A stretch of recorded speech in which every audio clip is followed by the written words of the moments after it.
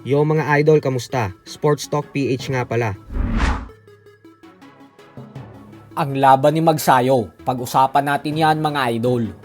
Ngunit bago ang lahat ay huwag kakalimutang mag-subscribe at i-click ang notification bell button for more sports talk.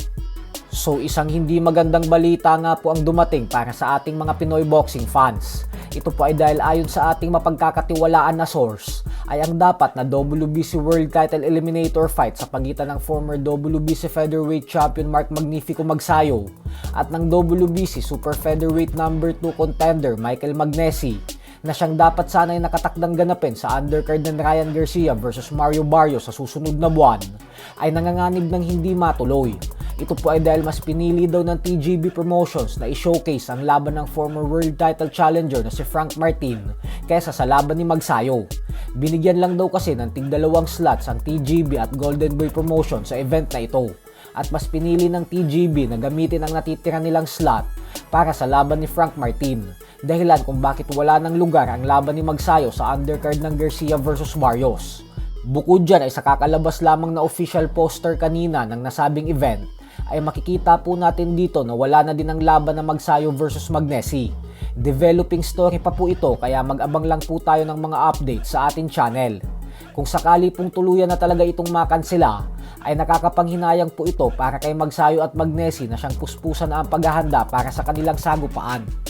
Sa kabilang banda naman mga idol ay sa latest update nga po na inilabas ng WBN World Boxing News sa kanilang top 20 pound for pound rankings, ay ibinalik na nila ang ating pambansang kamauman ni Pacquiao bilang pang-14 sa listahan. Napakalaking bagay po nito dahil ibig sabihin po niyan ay sa kabila ng edad na 47 years old ni Pacquiao ay nakikita pa rin ng WBN ang tibay nito bilang pang number 14 best active fighter ngayon. Habang ang Japanese monster na Oya Inoue naman ay number 1 at numero 2 naman si Alexander Usyk. Napansin-pansin rin sa listahan na ito na wala ang pangalan ni Gervonta Tank Davis. Kung iisipin po kasi natin ng mabuti, ay wala pa po talagang lehitimong world champion na tinalo si Davis maliban kay Leo Santa Cruz na pinaakyat niya ng dibisyon at ang matandang Yorkis Gamboa.